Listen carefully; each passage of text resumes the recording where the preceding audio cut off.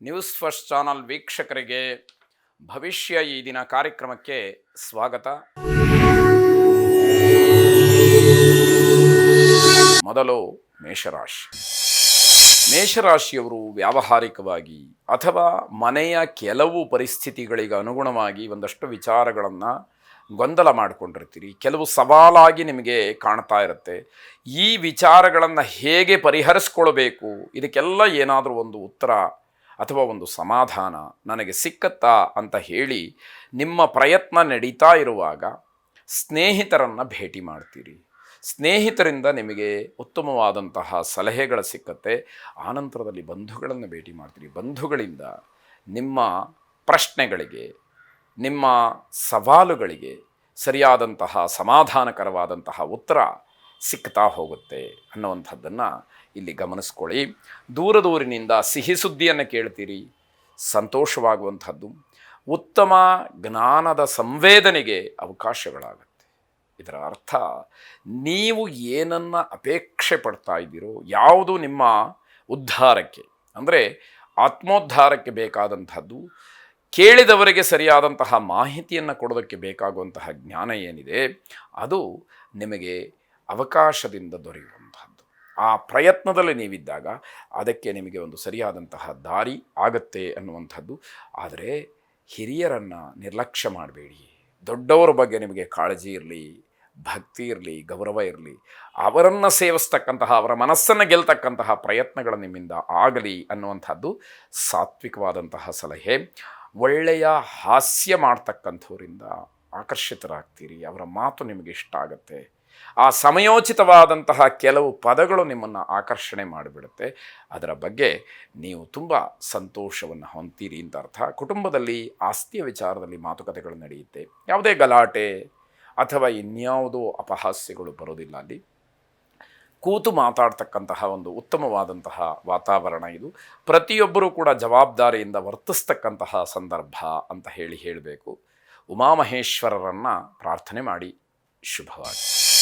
ವೃಷಭ ರಾಶಿ. ಕುಟುಂಬದಲ್ಲಿ ಅನಿರೀಕ್ಷಿತವಾದಂತಹ ಸಮಾಚಾರ ಇರುತ್ತೆ. ಅಂದರೆ ನೀವು ಏನು ಯೋಚನೆಯನ್ನೇ ಮಾಡಿರೋದಿಲ್ಲ ಅಥವಾ ನಿಮ್ಮ ನಿರೀಕ್ಷೆ ಇರೋದಿಲ್ಲ. ಆ ರೀತಿ ಬಹಳ ವಿಶೇಷವಾದಂತಹದ್ದು, ಕುತೂಹಲಭರಿತವಾದಂತಹದ್ದು, ಅಚ್ಚರಿಯಾದಂತಹ ವಿಚಾರ ಮುನ್ನೆಲೆಗೆ ಬರತಕ್ಕಂಥದ್ದಾಗುತ್ತೆ.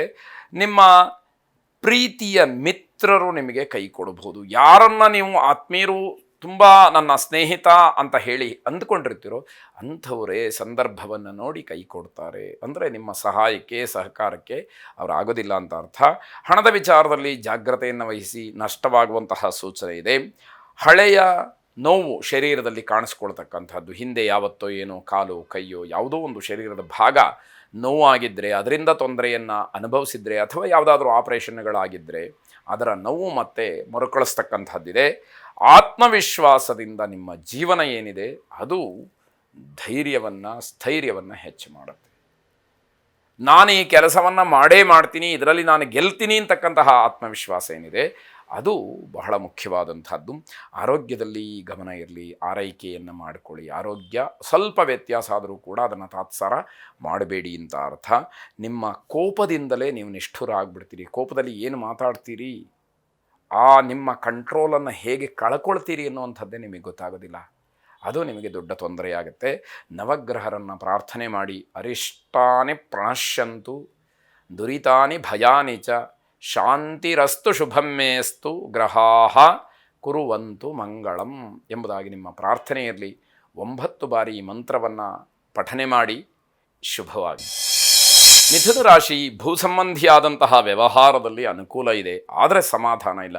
ನಾನು ಇನ್ನಷ್ಟು ಗಳಿಸಬೇಕಾಗಿತ್ತು, ಮತ್ತಷ್ಟು ಗಳಿಸಬೇಕಾಗಿತ್ತು, ಅಥವಾ ನನಗೆ ಬಂದದ್ದು ಸಾಕಾಗಲಿಲ್ಲ, ಅಥವಾ ನಾನು ಕೊಟ್ಟಿದ್ದು ಹೆಚ್ಚಾಯಿತು, ಹೀಗೆಲ್ಲ ಆಲೋಚನೆಗಳು ಬಂದು ಮನಸ್ಸಿಗೆ ಅಸಮಾಧಾನದ ಪರಮಾವಧಿ ಅಂತ ಹೇಳಬೇಕು.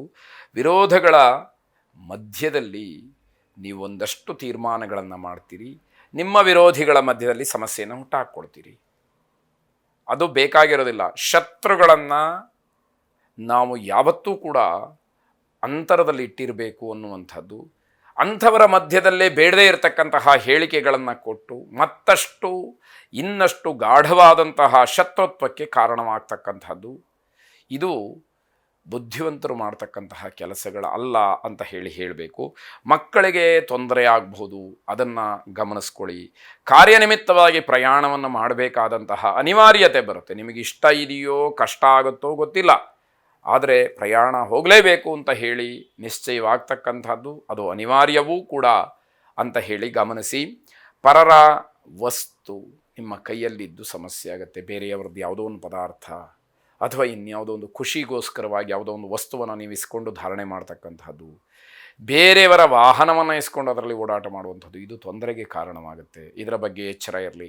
ಎಷ್ಟು ಅನಿವಾರ್ಯತೆ ಇದೆ ಅನ್ನುವಂಥದ್ದನ್ನು ಗಮನಿಸ್ಕೊಂಡು ಇಂತಹ ವಿಚಾರಗಳನ್ನು ಸೂಕ್ಷ್ಮಾತಿ ಸೂಕ್ಷ್ಮವಾಗಿ ನೀವು ತಗೊಳ್ಬೇಕಾದಂಥದ್ದು ಮುಖ್ಯವಾಗುತ್ತೆ. ಭೂವರಾಹ ಮಂತ್ರವನ್ನು ಪಠನೆ ಮಾಡಿ, ಶ್ರವಣ ಮಾಡಿ. ಶುಭವಾಗಿ. ಕರ್ಕಾಟಕ ರಾಶಿ, ಯಾವುದೋ ವ್ಯವಹಾರದಲ್ಲಿ ಅಥವಾ ಇನ್ಯಾವುದೋ ವ್ಯಾಪಾರದಲ್ಲಿ ಸುಳ್ಳಿನ ವಿಚಾರ ಬಂತು ಅಂತಾದರೆ ತುಂಬ ಎಚ್ಚರಿಕೆಯನ್ನು ವಹಿಸಬೇಕು. ಅದು ನಿಮಗೆ ತುಂಬ ದೊಡ್ಡ ಪ್ರಮಾದವಾಗುತ್ತೆ, ತುಂಬ ದೊಡ್ಡ ತಪ್ಪಾಗುತ್ತೆ. ಅದರಿಂದ ತುಂಬ ಎಚ್ಚರಿಕೆ ಇರಲಿ ಎನ್ನುವಂಥದ್ದು. ವಿದ್ಯಾರ್ಥಿಗಳಿಗೆ ಅನುಕೂಲ ಅಲ್ಲದೇ ಇರತಕ್ಕಂತಹ ದಿವಸ. ಯಾವ ವಿಷಯಕ್ಕೆ ಹೋದರೂ ಕೂಡ ಬರೀ ಅನನುಕೂಲವೇ, ತೊಂದರೆಯೇ. ಹಾಗಾಗಿ ವಿದ್ಯಾರ್ಥಿಗಳು ಮನಸ್ಸನ್ನು ಹಾಳು ಮಾಡಿಕೊಳ್ಬಾರ್ದು. ಇವತ್ತು ನನಗೆ ಲಭ್ಯವಾಗಿದ್ದು ಹೀಗೆ ಅಂತ ಹೇಳಿ ಆ ಉದಾತ್ತ ಭಾವವನ್ನು ಮನಸ್ಸಿನಲ್ಲಿ ಇಟ್ಟುಕೊಳ್ಬೇಕಾದಂಥದ್ದು.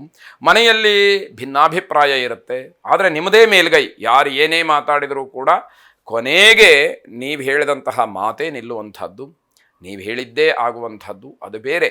ಆದರೆ ನೀವು ಮಾತಾಡಿದ್ದಕ್ಕೂ ಮತ್ತೊಂದು ಪ್ರತಿಯಾಗಿ ಮಾತಾಡ್ತಕ್ಕಂತಹ ವಾತಾವರಣ ಇದ್ದೇ ಇರುತ್ತೆ ಅನ್ನುವಂಥದ್ದನ್ನು ಗಮನಿಸ್ಕೊಳ್ಬೇಕು. ರಸ್ತೆ ಅಪಘಾತವಾಗ್ತಕ್ಕಂತಹ ಸೂಚನೆಗಳು ಕಾಣ್ತಾ ಇದೆ, ಎಚ್ಚರಿಕೆಯನ್ನು ವಹಿಸಿ.